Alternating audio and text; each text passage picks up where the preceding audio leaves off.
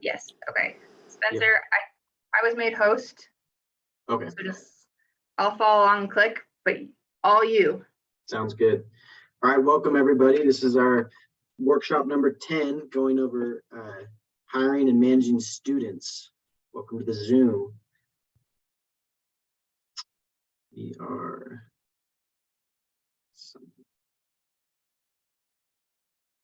awesome. Katie, if you want to go to the next slide. Sorry.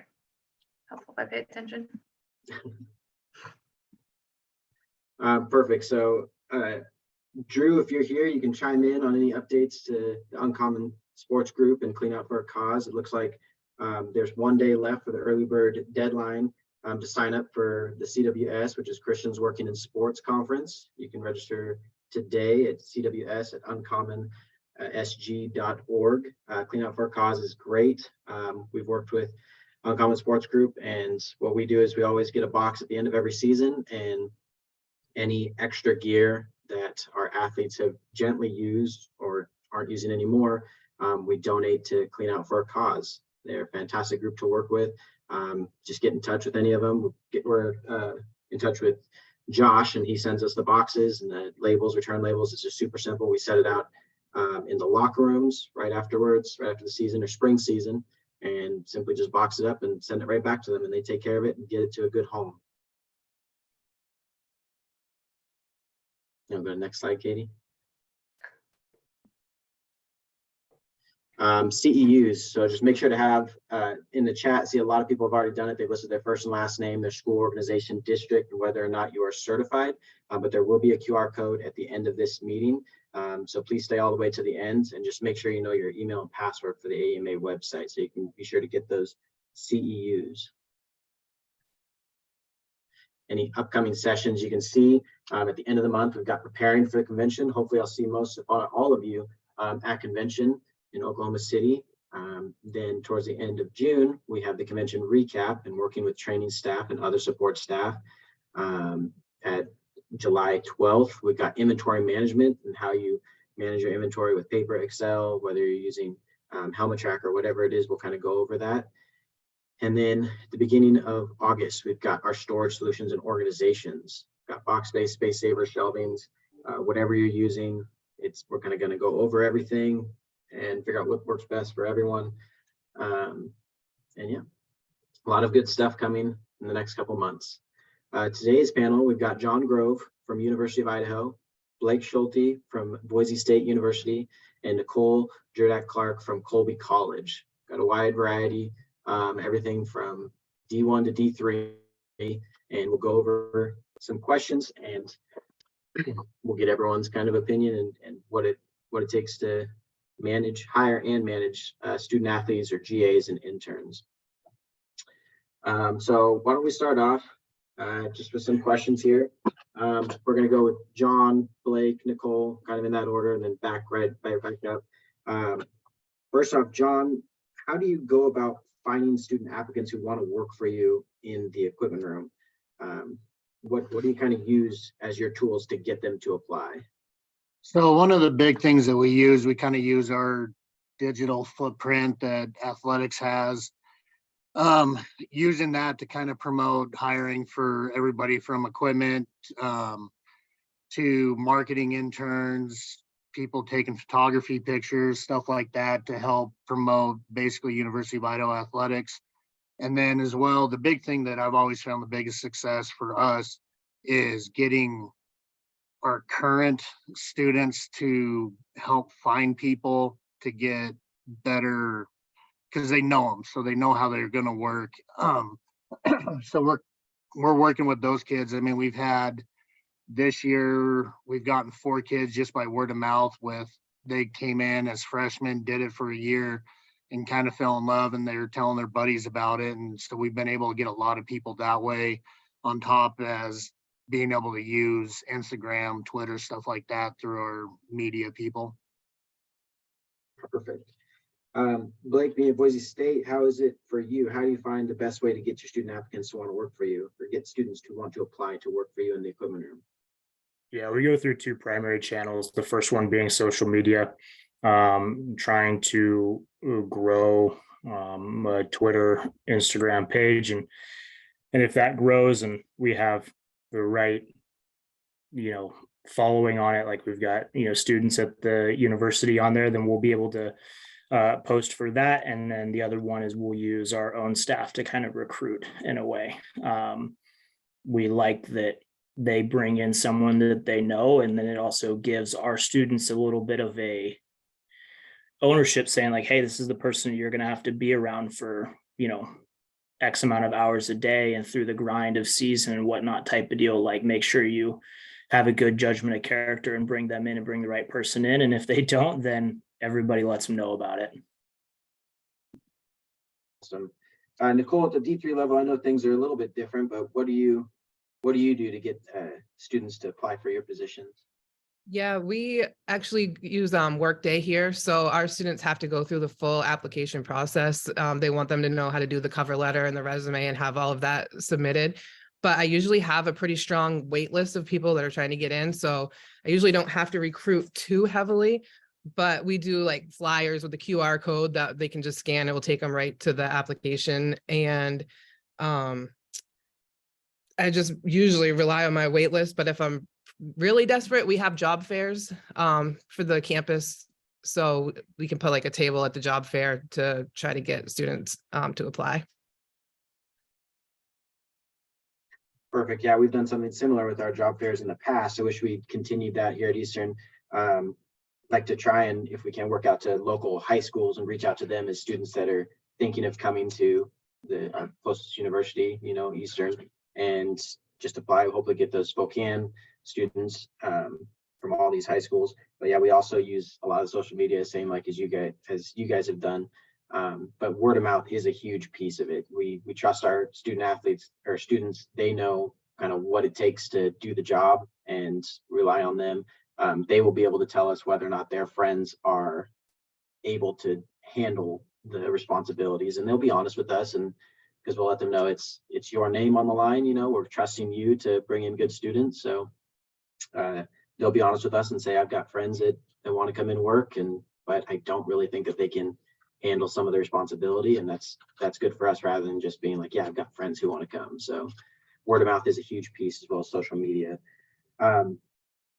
Do either of you guys have GAs? I know Blake, you do it at Boise, but how do you guys, what kind of experience are you looking for when hiring a GA or maybe an intern?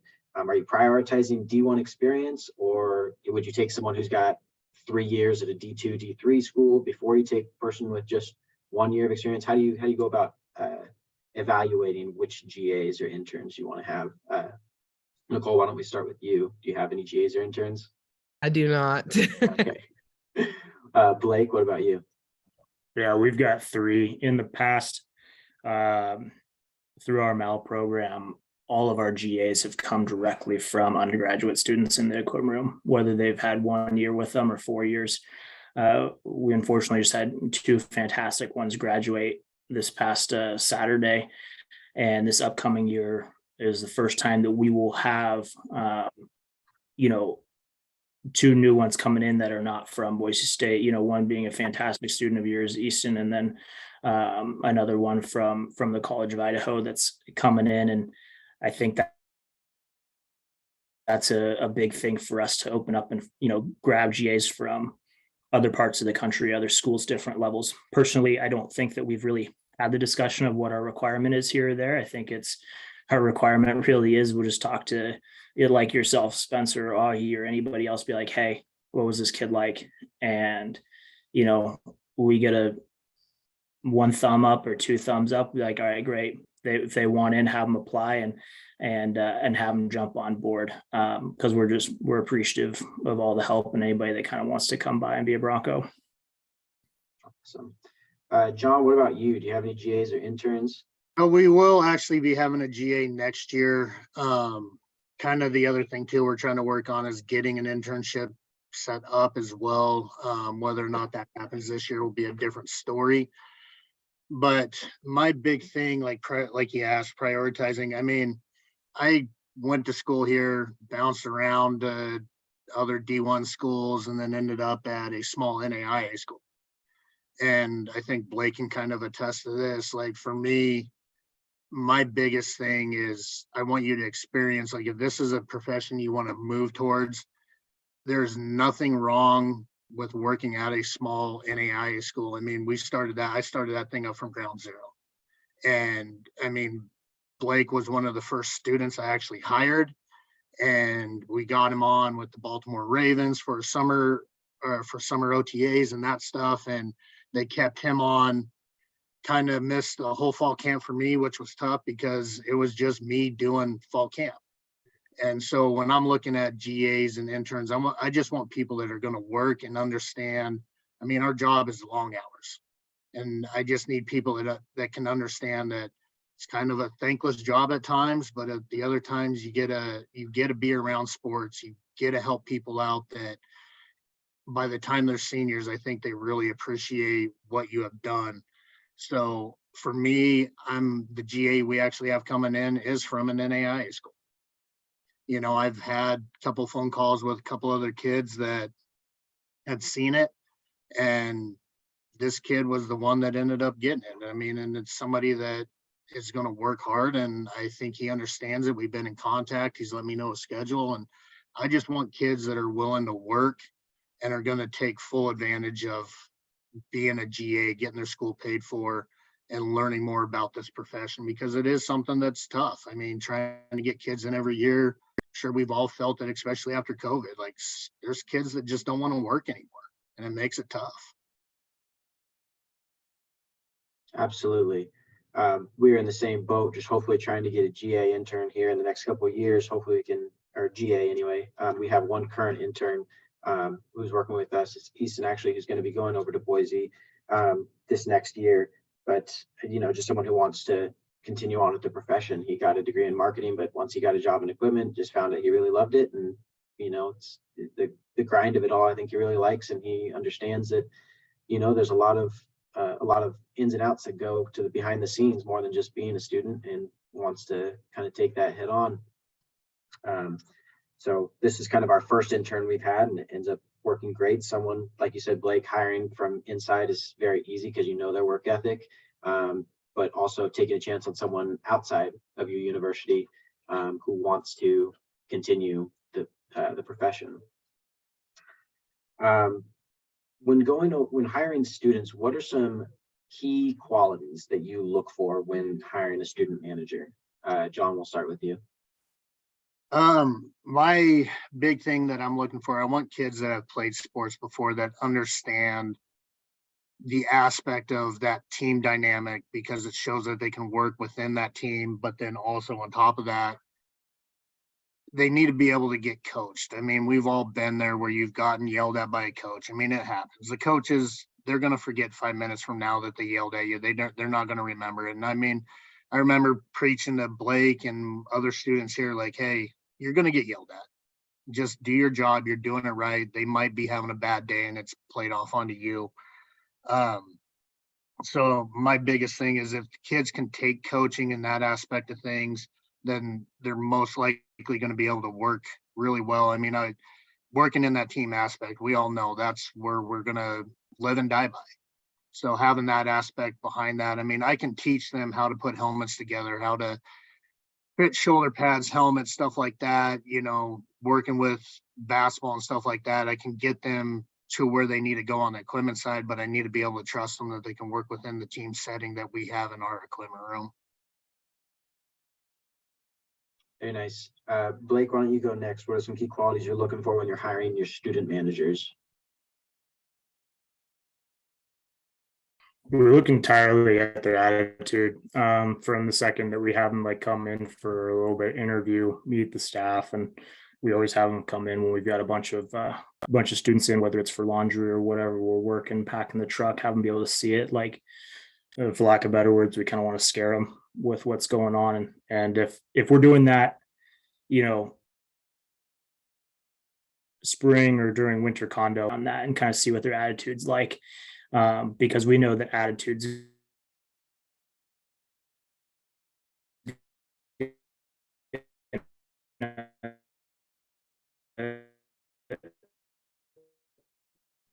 lead towards Sounds like- everything else. It's going to be a facility to collect there.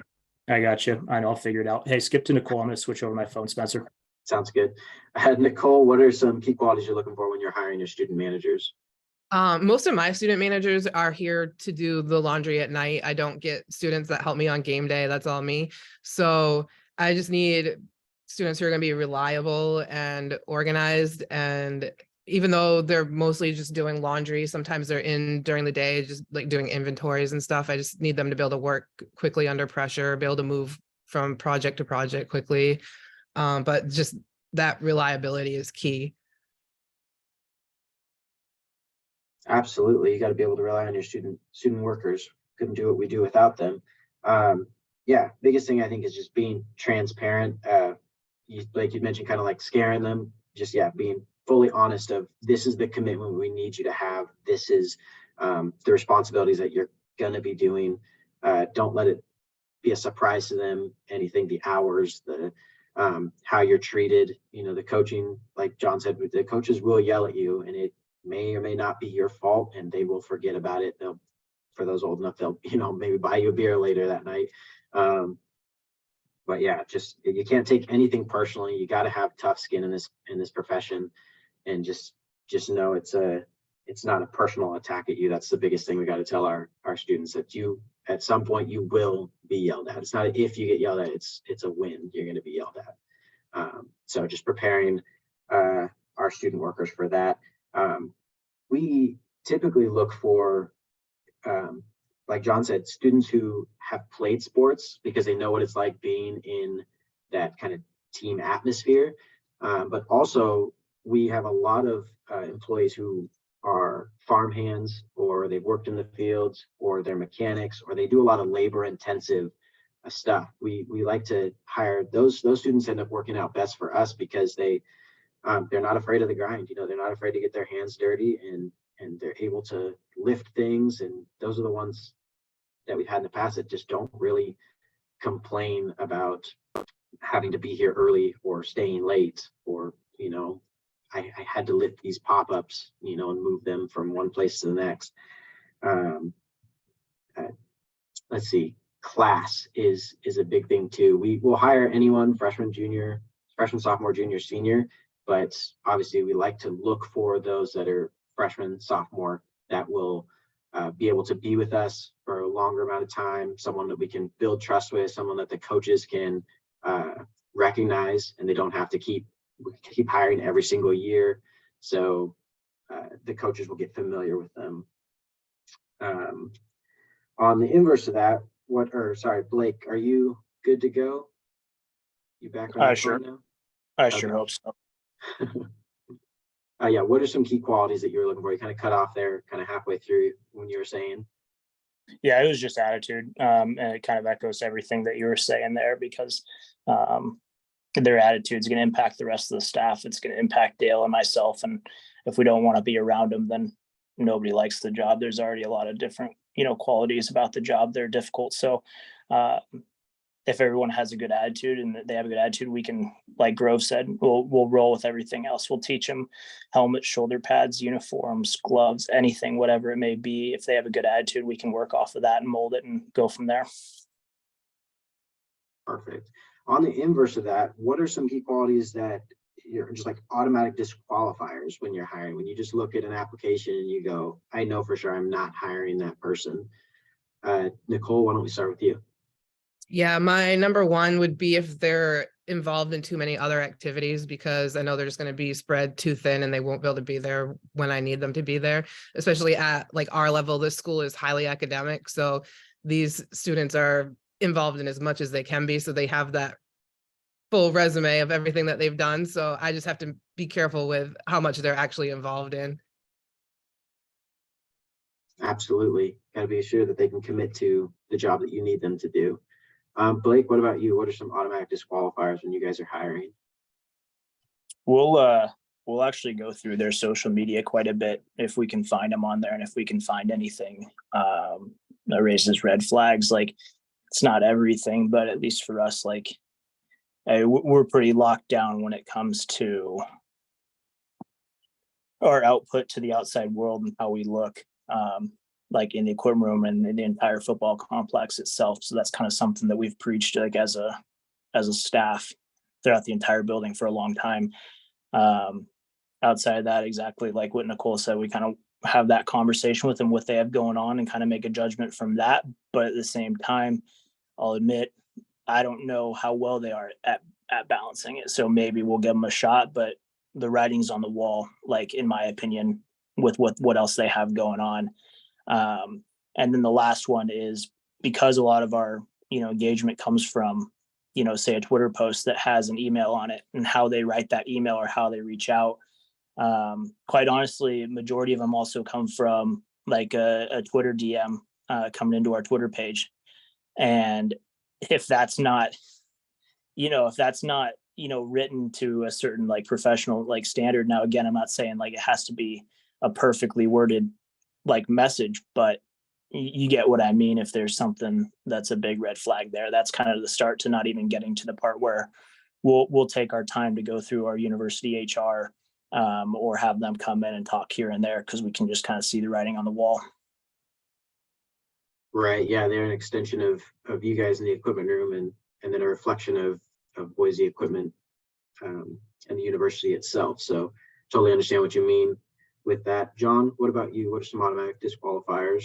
Yeah, I'm kind of with Blake on the resume part. I mean, I have kids send me resumes. I'm not expecting a resume that's worded perfect, looks unbelievable. What I want to see is, did a kid take time to fill out a resume, at least to his best, to make it look professional? Because that's stuff that I try and, I worked with 2 of my students this year building their resume, setting it up. I want to see that you at least have the initiative to act like this is going to be a job that you want to do the rest of your life. Because if you take pride in that first part, the rest of it's going to come a lot easier. So, my big thing is I want to see that resume. It looks correct. They're showing that they're willing to work. If you're getting a resume that just has, I went to school at the U of I and I want to be an equipment guy, like, that doesn't show me what you've done in the past. You have no, where's your work experience? Like, how can I trust that you're going to be able to do this job? So, that's a big part for me, is I like to look at those resumes, because you can tell a lot from people just based off of that. Absolutely. Yeah, I don't expect the resume to have a whole bunch of experience in the equipment world or any at all, because these are just students who, just coming out of high school, some of them. But yeah, a resume that's not even half a page is definitely a red flag for us, because, you can fill something with just basic, your education. If you don't have any work experience, we don't expect you to have any experience coming in. We could teach you all that stuff, but basic skills, even some references on there, you should be able to fill out a page. And in the inverse, someone who has a 5-page resume just full of fluff, we've had a couple of those, and it's not really worth my time reading through, especially when the information isn't really relevant. It's all just fluff, just to fill out a 5-page resume. So we look at that. Also, one big disqualifier is someone who's got less than a year of eligibility, like they're going to be graduating in the next month or two, or quarter or two. I don't want to have to train them all up on everything just to have them leave in such a short time. So we will hire seniors and everything if they've got a year of, if we catch them in the summer or something like that, and they're going to be finishing up by the spring. Cool. It's not exactly a full year, but at least 3/4 worth. We'll be able to get good work out of them, and then give them a little bit of experience in the equipment room. But that's kind of one of our big disqualifiers, is someone who's got less than a year of eligibility to work for us. How do you guys manage student workers in different gendered locker rooms? I know we've got different gender sports. John, why don't we start with you? Yeah, so my big thing, so we actually do have a female working football with us this year. My big thing with her is, before games, like everybody does, we get everything set up, take care of all that stuff. And then once we start having coaches and everybody show up, she is now my lead outside. So she has the responsibility, just like I have some kids inside that are helping us get everything ready on. In the locker room, she's going to be my head one. So she's in charge of showing the coaches, we had a brand new staff last year. So she's the one that's helping get them up to the press box, showing our coaches up there. She's kind of the one getting the balls ready for out on the field. She's the one that's meeting with the referees for our home games, help kind of getting those guys set up that are going to be running balls for us. So it's just kind of finding out which kids are the best at being able to talk, handle the responsibility, things like that. And that's where she has done a great job. And vice versa, we've got a couple guys that help out with basketball. So they're the ones handling that. So we're working with them, they're kind of sitting outside of the locker room and the equipment room over in our basketball arena, taking care of that stuff, getting those people ready when they need it. So if there's questions come up, holes in socks, whatever, we can get that taken care of. And it's just making sure they understand that, hey, this is their space. You're not allowed to head in there. We will bring it out to you, and just relaying that message to both players and coaches. Perfect. Yeah, it's great. Just finding different positions. There's always something to do. So finding a way to have someone just transition to a different spot, so they're still staying busy while being respectful of the other gender's locker room is fantastic. Blake, what about you guys? How do you manage that situation? So we just make sure that our female student managers, they're not in the locker room at any point. That pretty much common sense for when they're changing, when they're post game, post practice, pre-game, pre-practice, that type of deal. And for the most part, we don't, male or female, don't need to be in the locker room like that much anyway. And I mean, that may sound weird, but even for like myself or Dale, we're at the window, and the boys, they know to come to us. However, there's, we've got a very, cool tradition post game for when we went on the blue. And it doesn't matter if you're an athletic trainer, strength and conditioning, video, administrative assistant, equipment manager, whatever it is, everybody's in the locker room for that. And obviously that's a situation where there's no sensitive content or anything like that type of deal. That's just an opportunity with us, with everybody that was there for game day, to be there, no cameras, and do that. Outside of that, I find it pretty cool that, Dale taught me this, when we've got, our female student managers, and, when we have our female staff laundry that we have to do in the building, he said, like, the big thing is we don't want them to know that their only job is to handle the other 3 females that are in our building, or however many there are. They're handling everybody just like we're handling everybody, but everybody's space is protected, just like the training room's protected, the weight room's protected, the locker room's protected. And so as long as we share that message, everybody's gotten it. We, haven't had an issue, and haven't had one since the building, came up. And so we're pretty fortunate for all of that. Great. Nicole, what about you? How do you manage that? Yeah, so I obviously have the opposite problem. So I have my male student workers with me during the day, so they can go into the male locker rooms if I can't get in. At this level, there's usually a lot of downtime. It's starting to trickle down where the athletes want to live in their locker rooms all the time, but for the most part, I can find time during the day to get in there. But here we also, we have a new facility that we opened like 3 years ago, and we designed cubbies in our in our laundry room. So the loops and towels go into a cubby for the athletes, and they come put a combination in and get their loop and towel out of that. So we don't even have to bring that into the locker room at all. So that did alleviate any of those issues for the most part. That's great. I wish we had those pass-through cubbies. What we do is I just try to, we have staff for most part of the day, from anywhere from noon to 9 at night. And we try to just keep one male, one female staff on at the same time. That way one can go in and to the appropriate locker room and pass stuff out or collect things. That's the best way I try to manage it. But sometimes it just happens where we have 2 female staff on staff at one time, or 2 male staff. in which we've just taught them that you've got to be able to announce yourself, knock on the door, make yourself really loud.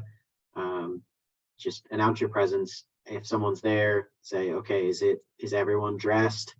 They either answer back yes or no. If it's no, it's like, okay, we'll come back in 10 minutes or so and try to pick up laundry then. Or yes, then it's another question. May I enter? So we get their permission. If we get a yes, we can go in. Sometimes the athletes they say, yes, you can come in, and they end up, they're not naked, but they're in their sports bra or their underwear or something. And I just tell the students, you just want to remove yourself from that situation entirely. Don't, even though they said, yes, you can come in, let's get out of there, report it to us so we understand that it's not going to come from someone else, a coach saying, hey, you had so-and-so in here when our athletes were changing.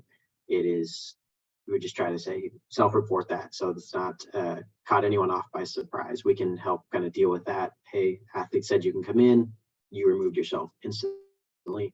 But for the most part, we try to just keep one male, one female on staff at any one time to avoid that situation at all costs. But yeah, that's kind of how we handle it at Eastern. What expectations do you set for academic or work-life balance with your students? Nicole, why don't we start with you? Yeah, so like I said before, we're a purely academic school, so I have to be pretty lenient on my students. If they tell me that they have an overload of work to do, I have to let them do their work. Like, we even have times here where our students aren't allowed to work because of academic things that they're doing. So it's hard here for sure, because I have to be so lenient on them. So I do have expectations still. I have a student handbook that they get, and they know they're only supposed to have 3 absences before I let them go, but I still have to be pretty lenient here. All right. Blake, what about you? Work-life balance. Yeah, we just check in with them for grades end of our fall semester, and then about 3/4 point for our spring semester to see how they're doing. A big portion of that is just, hey, how are you doing with this? And we pulled their grades from our academic center. Gabe's awesome. He just gets all that for us, so we have it on a sheet. And quite frankly, it's just kind of like a parenting tactic, because they can tell you, oh yeah, I'm doing great in this class, and I can look at the sheet and I can go, yeah, that's not really great. But and kind of keeping them honest on that, because everybody in this call wants to have students that graduate and go on and do great things. And not saying that you can't go on and do great things if you don't graduate, but for a majority of us, I think we'd agree on that. So work-life balance, they've got a schedule that they sign up for. If they can handle the schedule that they sign up for, can completely autonomous to them.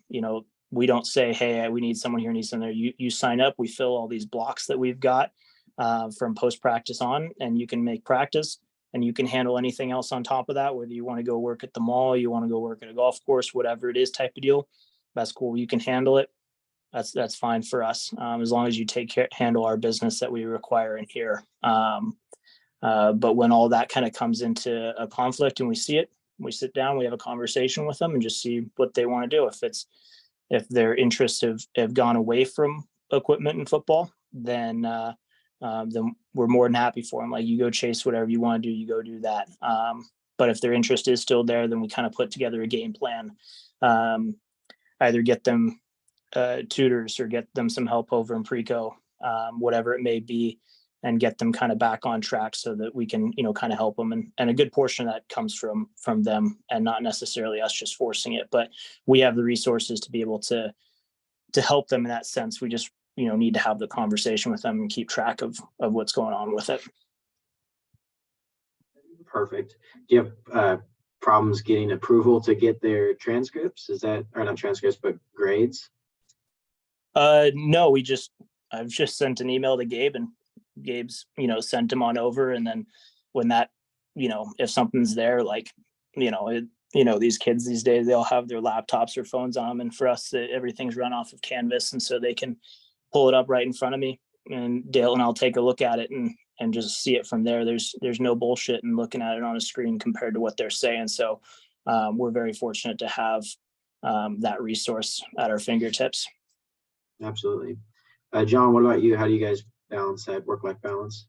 Yeah, so our big thing is kind of like what Blake's saying. We have all of our guys kind of sign up for blocks at a time to come work, but on the work-life balance part, I mean, it's just kind of, we're always checking in with our students, seeing where they're at, how they're doing, not just necessarily on the academic side either, but just mentally. I mean, we've had a couple students that things have happened in their personal lives and you can just tell something's wrong. I mean, we're all around our students enough. We know if there's something that their body language is different. So for us, it's just making sure that they know, hey, we're here to help you guys. We're not here to break you down. We want to see you succeed. So I mean, our big thing is we're always just talking to our kids, just making sure that they're doing okay, that they're, work life, academics. I mean, I've had a couple of students starting to fall behind, and it's sit down, okay, hey, let's get you caught up. We're not going to worry about work this week. Let's make sure you're passing your classes, because if you're failing, you're no good to us at that point anymore. You can't work in here. I mean, we kind of hold our students to the same GPA stuff that our athletes are doing, because I mean, and they are essentially athletes at that point in terms of the hours they work and helping everything out. So we want to make sure that they succeed in that aspect of things. Just for the record, Grove tried to help me at one point with my homework, and it failed miserably. That's funny. We do something similar. We just check in with our students throughout the year. Obviously, closer to midterms or finals, we really make sure that everything's are going well. We have a specific sign-up sheet towards the end of the quarter that's like, hey, we understand you guys are going crunch time. You got to study. Why don't we just, normally it's a schedule for the quarter, but this week we're going to do whatever hours you want to work. If you find that you just can't work this week, if you've got to put that extra studying in, that's fine. We always have students that want extra hours anyway. Plus our student athletes are kind of off. They're not really in the locker room as much. They're trying to get their studying done. So we find it easier just to shorten the hours and make sure our students are getting their studying in as well.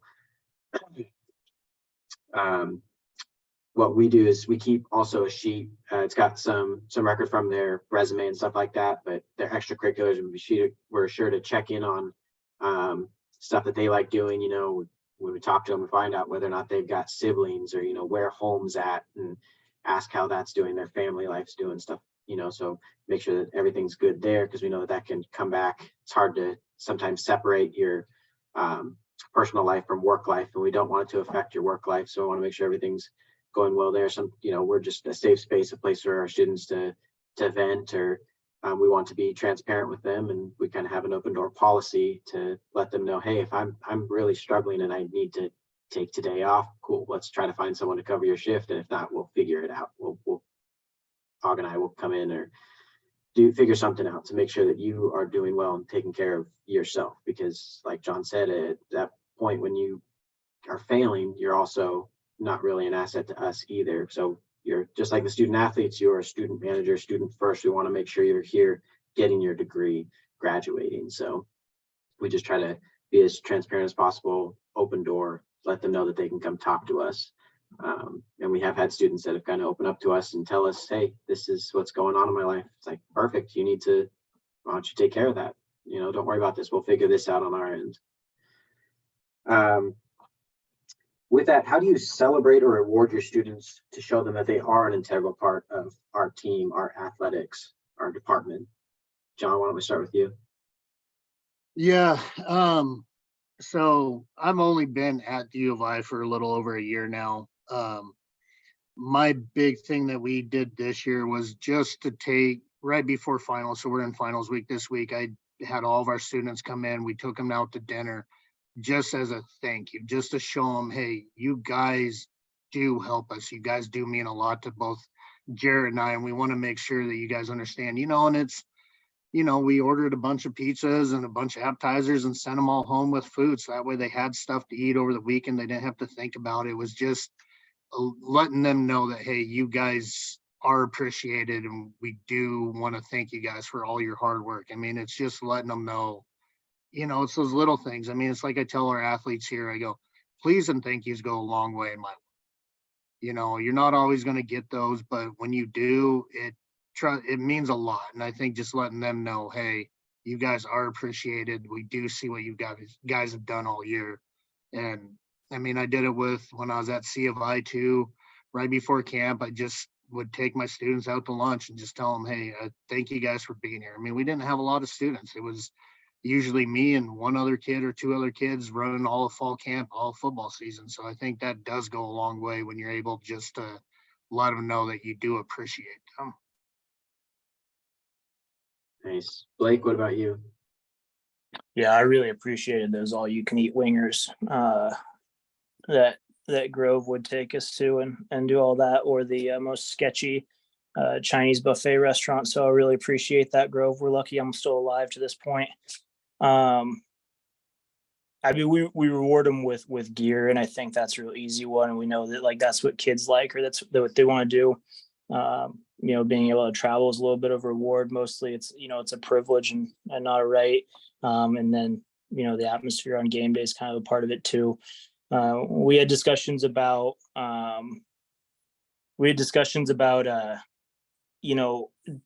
taking a model that we had from some previous coaches where we'd buy the kids some academic gear. If they hit a 3.0 threshold, 3.5, 3.75, 4.0, whatever it may be, and buy them some stuff based on that guidelines. And so that's kind of something we're probably hoping to try to do in the fall. And not that we have to worry about their grades too much, but we think that it's probably something that's going to be, at least another good reward for them in a way.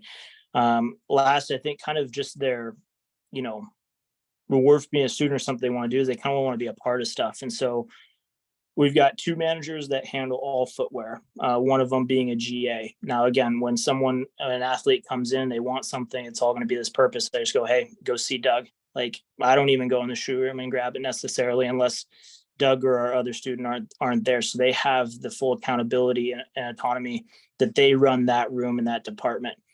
Same thing with gloves, same thing with our two quarterback managers, break in all of our footballs, and that's kind of their deal and their thing. And so they get to feel that they are a part of something and that they are, not just passing out laundry or folding towels or whatever it may be. That's their thing. And then a couple of them that help me with helmets as well.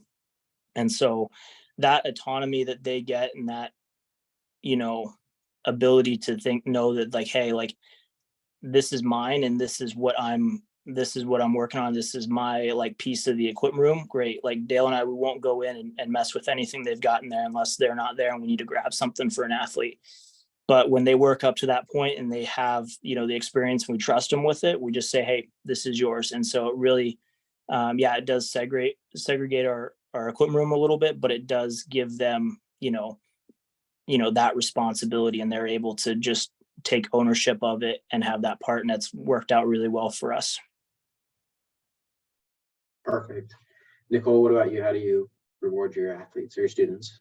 Yeah, so every year at the beginning of the year, I order either t-shirts or hats with like Colby equipment on them. So they have like the gear to wear for the year. So I start out with that. I usually do like a pizza party around the holiday just before they leave for break, just to thank them for the first part of the year.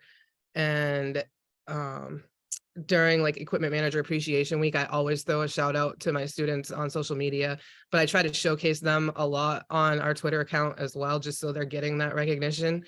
And then for my seniors, what I do is at graduation, I'll take them out to dinner and I usually buy them a little ornament that they have that says Equipment Services, like Colby College on it, just so they have that when they graduate. Nice. We do something similar. We work closely with Maverick Awards, and we get our seniors that are graduating here a nice block E, because they ask about Letterman jackets. They see in the spring we're issuing out sizing Letterman jackets for those athletes.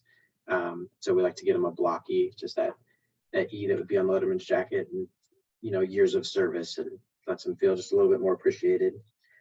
How would you, when managing students, how would you resolve a conflict between two students that are having a problem?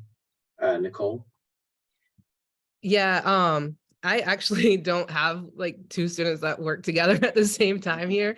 It's pretty spread out, but at a previous job that I had two students that weren't getting along, and I just had them switch up their schedules and not work together just to kind of avoid the situation. That was easy enough to switch them out. Nice, simple solution. Blake, what about you guys?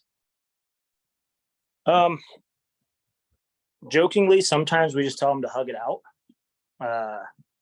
That's not like the greatest idea, and that's not the smartest solution. But I think with like sometimes with the amount of like testosterone that's running around, like with our staff, like attitudes, tempers, everything, gets high. Like most of the time, though, the most realistic and probably best solution that we've got is let it be.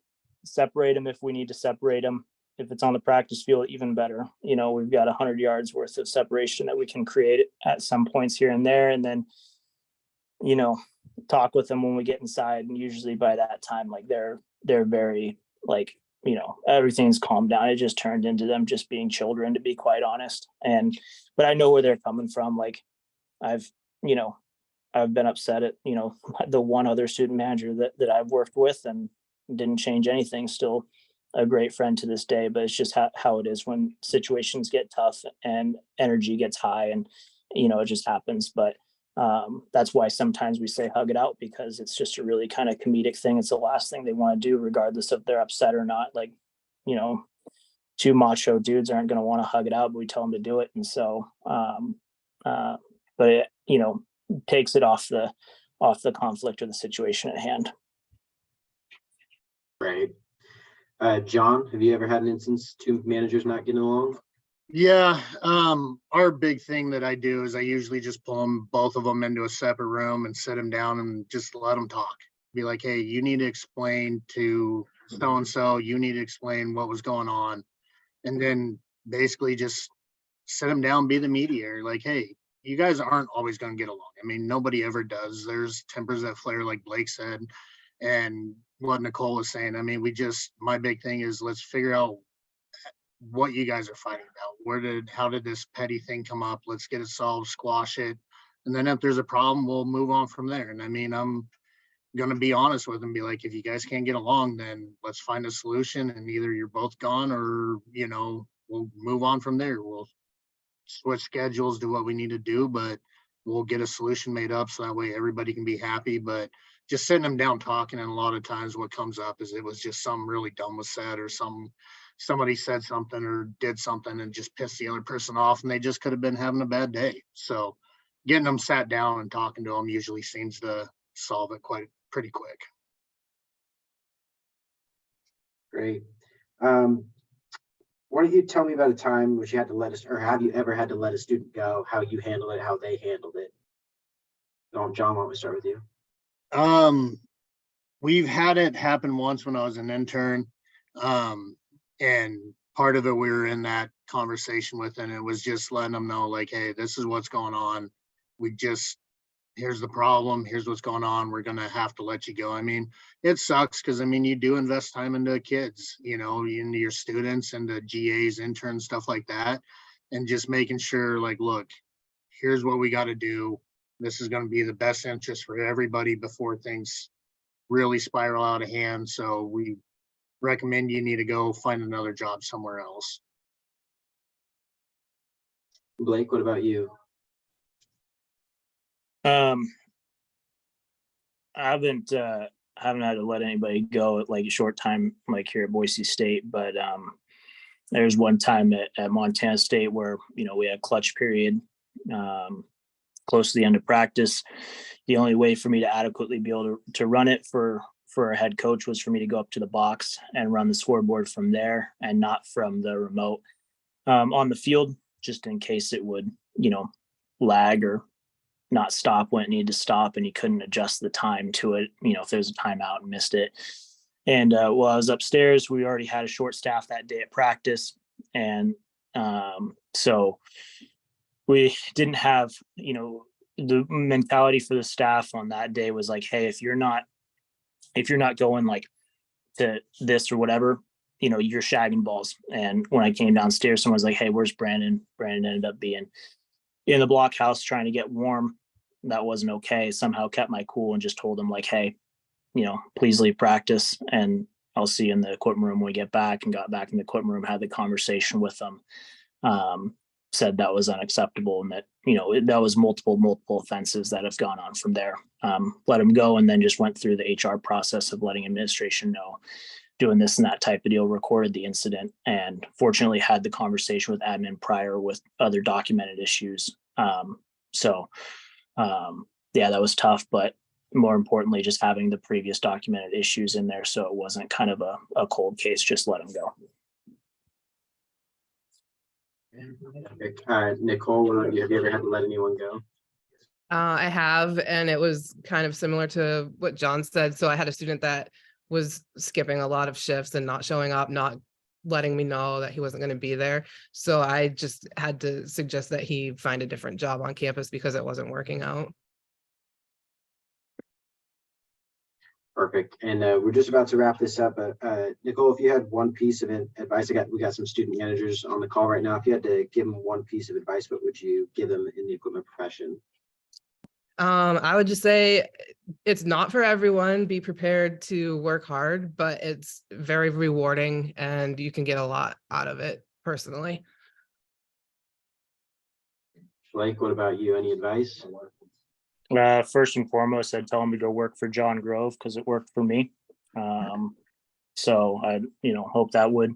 And then other than that, take advantage of your connections. You go on the road somewhere, you get a chance to meet the staff that's hosting you and all the great ones that we have in the Mountain West. Say, introduce yourself. Thank you. You never know what could happen there. And then work hard for who you're working for, whether it's a coach on the field or your, full-time equipment managers.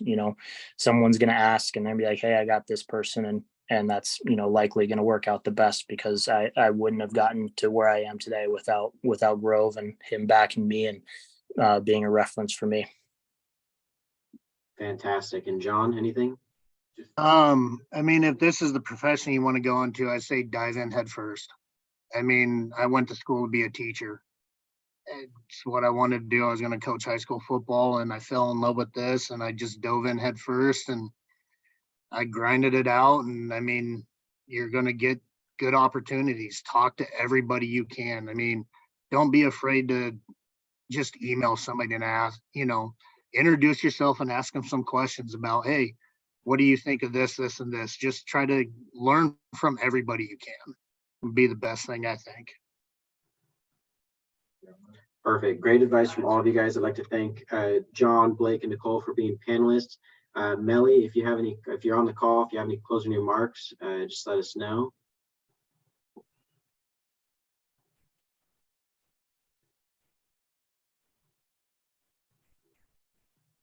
No, I don't think Melly's on the call. Anyway, I'd like to thank you guys all for coming to this Zoom, and we look forward to seeing all of you at convention if we can, and at the next Zoom meeting for sure. Thank you, panelists, and thanks everyone for joining. Make sure you scan the QR code for your CEUs, and especially for those student managers on the call, if you guys are looking for a mentor, or anyone on the call, if you're looking for a mentor or want to be a mentor, email the mentorship engagement email, or reach out to one of us. Awesome. Thanks, Katie. You guys have a great day. Thank you, everybody.